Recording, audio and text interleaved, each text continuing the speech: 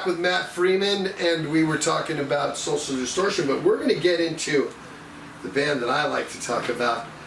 I'm sorry, I love this band, Charger. Thank you. Talk about Charger. And it's, I guess for a metal guy, there's some punk overtones in it. I listened to it a little bit, but you're very much metal. It's very Motorhead, like you said. You were talking about earlier, Motorhead, Black Sabbath, and I love Motorhead, and I love Black Sabbath, and and a lot of other, like Priest, a lot of that '80s stuff. Venom, what have you, you guys.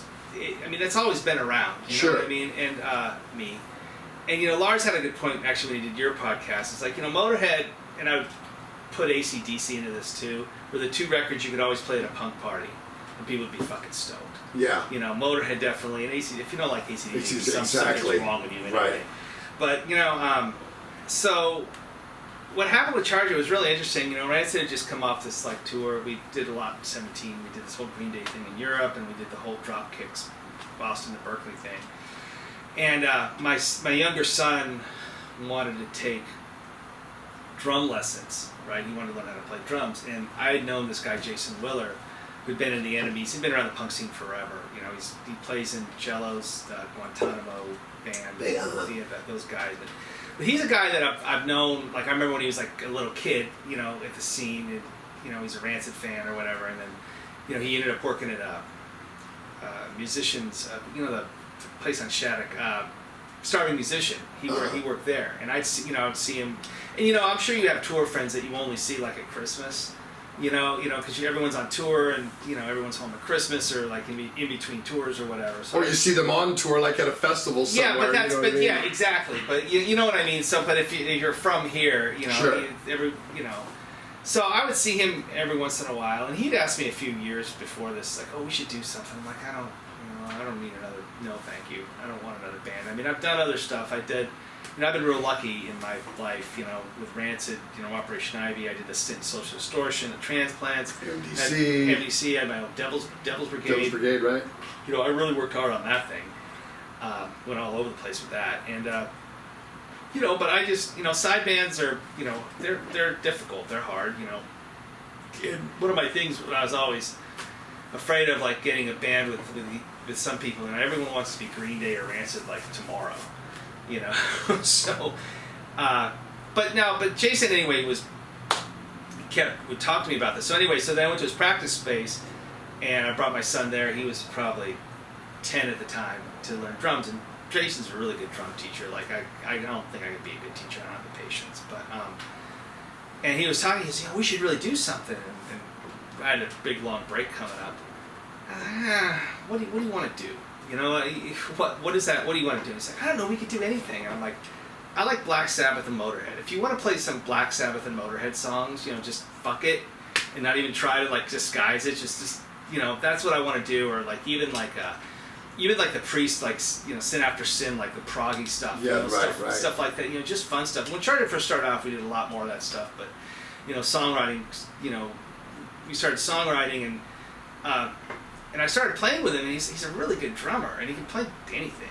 And so it was a lot of fun, and it was so much fun because there was no expectation. I told him, I said, I'm going to do this as fun. I'm not going to this is not Matt Freeman's next band. We're not getting a booker tomorrow. Right. We're just going to come here and jam if you want to do that. And then the guitarist, Drew, he was the owner of the Albatross pub in Berkeley, and that was where I used to hang out. And I just go in there, watch A's games and talk shit, townie bar. And he's been in a bunch of bands and played guitar a lot. And I was talking to him about it. I'm like, yeah, I want to get a guitarist, but I want to get some more of a rock and roll blues, sort of Fast Eddie guy. And he's like, I can do that. And I was like, okay, cool. Well, here we go. And so then it just started, and then it was actually pretty cool because it reminded me of it wasn't contrived at all. We just did it. And then we got a show and kept getting shows, and then Eli's was really good to us in Oakland, and we hooked up with Hellfire. Those guys are freaking awesome. And we just kept going and going, put out an EP, and that's basically it. So it's been a lot of fun. And that's the whole idea, right, Matt? It's having fun. Yeah, it is, and it's and I really, I I didn't know really how people were going to take it. You never know. I mean, my friends were like, "Fuck yeah, Motorhead." You know what I mean? Cool. And in the punk scene in general, I mean, I think the Bay Area has just always been accepting. Bay Area's it's a small town in a lot of ways, but it's got a lot of room. Operation Ivy used to play with the Roses back in the day. I mean, it's or whatever. There's always that scene. There's always been, I don't want to say crossover, but there's just always, I don't know. I think there's well, there was always the DRI. DRI could play with Exodus, and you'd see both types of people. Yeah, it didn't matter. Yeah, so I just I've been real lucky, and it's been a lot of fun, and it sucks because it's a pandemic thing. We were gearing up. We were shows, and what are you gonna do though, like everybody else? What are you gonna do with that now? What's going on now? Because things are breaking open now. We have some stuff. I don't know. Which we're gonna talk about. Well, we recorded we have a record in the can. I mean, it's not. It's recorded. I mean, we're still in the process of mixing it at this time. How many songs? I don't know. We'll see. We recorded 12. So we'll see. I don't know how many come out. We're still working that out. But That's how you punk guys do it. Us metal guys don't do it like that. What? We write the song for the record. There's no real extras, kind of like. Exodus doesn't do that. Yeah. No. We don't write. We write everyone. Every song is an epic, man. We don't write like. There's no. Yeah. I know punk albums. You'll write 30 songs and pick 20, right? Yeah, we read a lot. Well, we Rancid. I mean, we're lucky to be. It's a cool thing, but. Yeah, no. So we'll see what happens with that. I mean, we're gonna put. I tell you what, we are gonna put out a full length record, and then I mean, I really wanted to get over to Europe with this thing and the States, and so. But I don't know. Everything is so. Who knows what's gonna? Everything's up in the air now. It seems like towards the end of this year, it's starting to open up because I believe they're gonna start booking us. In fact, I'll get into that because we're both on Aftershock Festival. And I think that they're starting to book for the later. I heard. Yeah, but again, nothing's been booked yet. But I heard that agents are starting to work on stuff October, November, December, and then as 2022 comes in, it's going to be full on again. So. I hope so. I mean, Rancid, definitely is going to go out. I don't know. Well, we're on with Aftershock on. That's a 4-day festival. We play on Thursday. You guys play the Saturday on that, right? That's what it was. I don't know. I haven't heard anything. That's what I saw. Anyway, yeah, last I saw it, there was Metallica's on Friday and Sunday, and I know we were on Thursday. You guys are on Saturday night. I believe the headliner was My Chemical Romance. You were right playing on Metallica Day. Are you sure? No, I thought I saw. I don't know. I haven't seen. Have you seen something? And there was something recent, and also the Dexter, what's the name of his band? You were just talking Offspring. They're on that day as well. Really? Yeah. I don't know. I haven't seen anything official. I think they're still trying to work it out. So I'm going to say no comment on that. I don't want to get ahead of anybody because I know everything is such in flux right now with everything. So. Well, I know that everything I had this on the year had been canceled except for that. Yeah. So I know that our date is October 7th on that, and it's still on. Oh, good. So hopefully, I'm sure we are too. Hopefully you guys are too. Well, I know. Well, if they're gonna have it, we'll be there. Yeah. So we can confirm that. So now it's just kind of mixing an album in A's games with CJ Ramon. Is that what we're doing these days? Well, my kids are back in school. That's a lot. And actually attending. I had to drive them. It was weird. Like you have to drive Otto to school. What? Okay. And. So Ace Games. I played on this Hellfire record that's going to come out. Their bass player, they had a parting of the ways with the bass player. It was all mutual, it was all cool. But they came in. That happens in this business. Yeah, I came in and did it. It was pretty hard. Their songs have a lot of changes, but I did it. It was fun. I did it on my birthday. It was a lot of fun. That's cool. What a birthday! Yeah, I saw you in the studio. Yeah, it was fucking great. They bought me some Maker's Mark afterwards. Oh, did they? Had shots and my wife made cookies. It was fucking cool. Awesome. Yeah. Well, next time I'll make candy that you got. I don't know if you know, I make my own chocolate candy. Really? Yeah, and it's actually absolutely amazing. Yeah, I got a sweet tooth. I have too. That's why. Well, lately I've been slimming it down. Yeah, I noticed that. I was good. Yeah. Yeah. As of today, I'm 63 pounds down from where I was. Jesus, yes, how I did know. you do? I know. I just watch everything you put in your mouth and exercise. I do Yeah. 7 miles every single day. I already did 5 miles this morning. Well, running? I try to run, but as I'm older, I'll run, walk. So kind of. And then later today, this afternoon, around 3 or 4, I'll do another 2.5 miles. Yeah, that's impressive, crazy. dude. Crazy at 57 years old. Everybody was gaining weight through the pandemic. I was losing it, so I was like, and which is usually the opposite for me because I'm always gaining weight. That's been my story. Yeah, I don't know. I just can't believe 55. When I was a kid, like I remember the World War II vets on my block were all in their 50s. They looked like just done. They look done. I mean, I guess if I was in the Battle of Bulge, I would look done too by the time I was 50. I guess. Well, it was just that the life was harder that day, Yeah. if you think about it. Yeah, totally. Well, they all still smoked and stuff. Of course. But yeah, but that's impressive. Congratulations. I'm working on it. So we got any new Rancid coming up? Are you guys writing? Yeah, we did. Well, We started to record a record. We started to record a record before the pandemic. We've been working on it. So it's been a year ago when you started doing stuff then. Well, yeah, we started last year. So, but I mean, we've got stuff. We're working on. So we'll see what happens. So probably 2022 new Rancid. I don't know. record? I'm not gonna say. We'll see how I'm trying to choke him for that? See how I mean, that's fine. That's your job as a podcaster. Right. I gotta get it out of here. Although I'm not that, I'm the lead singer for Exodus. This is my part-time job, dude. Rancid's always working on stuff, and we'll see what happens. We're just trying to figure out what the fuck's going on for this year. You know what I mean? It's like we went and recorded a new record, and it's in the can right now. So we're. Have you put it out? Yeah, November. Yeah, see, it's interesting, I feel bad for a lot of these bands, especially in the beginning, like in the spring seems like last they're year. just getting wasted. Well, they put out these records. You can tell, like they put out the records. There's nowhere to fucking go. It's right. It's like there's no tour. There's nothing. No. It's just like and our music is very heavily weighs on us touring on our stuff. We're not. There's no radio accessibility for our type of music.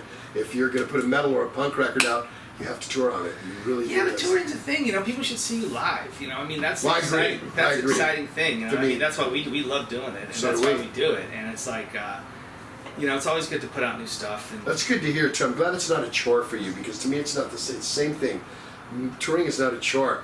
I'm lucky that I get to go around the world and play fucking music, man. Yeah, how great is that? I saw this thing on Instagram the other day. I don't know. I usually don't take shit off Instagram, but they were talking about because Olivia Dukakis died because she was in that movie Steel Magnolias. Yes, right. Her, Julia Roberts. Yes, right. Dolly Parton. And Sally Field or whatever. Is it like coming on the 30th year of that movie? Something. Anyway, so like they thing on Instagram. I think it was on one of the real country sites or something. Basically, it said these women were all around complaining about how long the filming was taking, and Dolly Parton is off on a swing singing, and Julia Roberts goes over and says, "Why are you singing?" She's like, "Well, I always wanted to be rich and famous when I was a little girl, and I'm not going to start complaining about it now." Right. Wow. It's like, that's sort of what I feel about. What a good and Dolly's so great. I mean, it's Dolly. like I'm 55 years old. It's like I'm playing like with a bunch of young guys metal songs and on my birthday recording. That's fucking great. I'm telling you. How fortunate are you? I mean, I really fortunate. Living the dream, Matt, right? Yeah, I mean, I know. Yeah, my father, he worked his fucking ass off.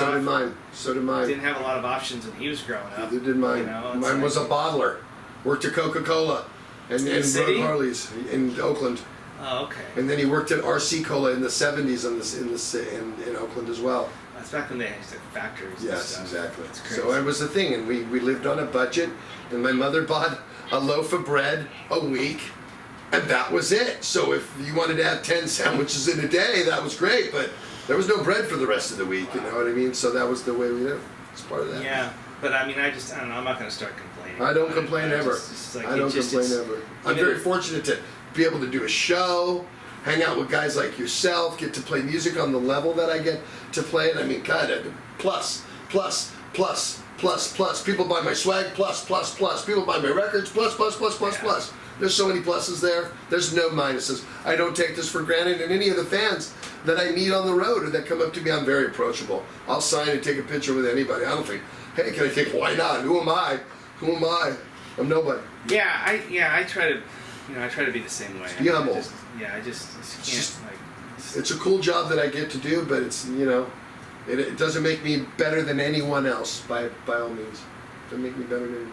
No, I mean, we're real lucky to do it. And I Very tell you, lucky. It's fucking just, it's just like, when you get older, you worry about stuff like, with the touring thing, it's like, what could happen, I worry about stuff like what could stop a tour, could someone get sick or something, or like, something. I didn't really count on the whole worldwide pandemic thing. I didn't that, either. That wasn't in I my didn't think life. in my lifetime, anyway. Yeah, I don't know.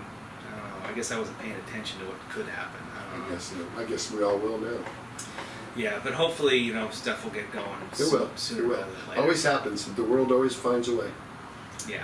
Well, hey, man. It was great having you in here. Thank you very much. Thank you so much for having me. You guys, you know what to do. I want to see all your comments and let me know what you guys think. If you're a Rancid fan or you Charger fan, chime in.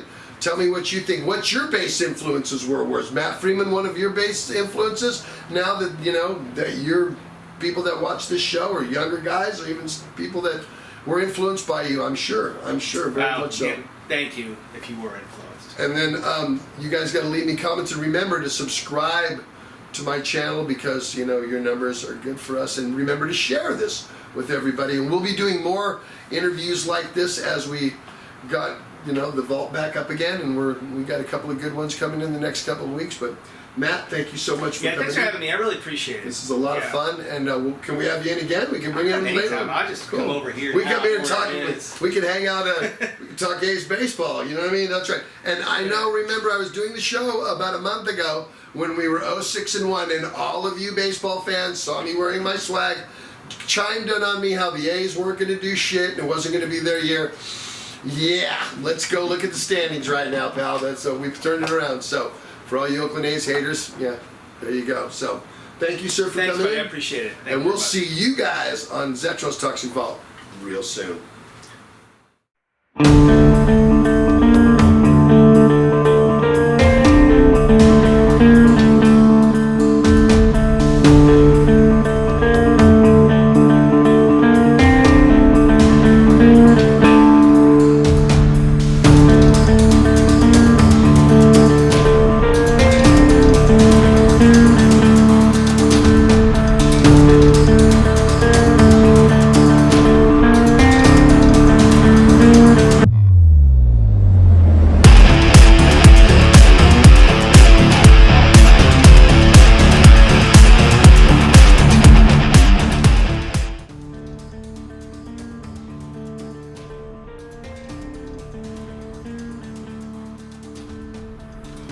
Death Wish Coffee.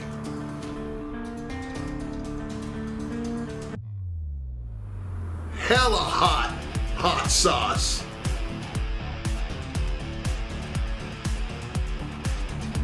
Season of Mist merchandise and t-shirts.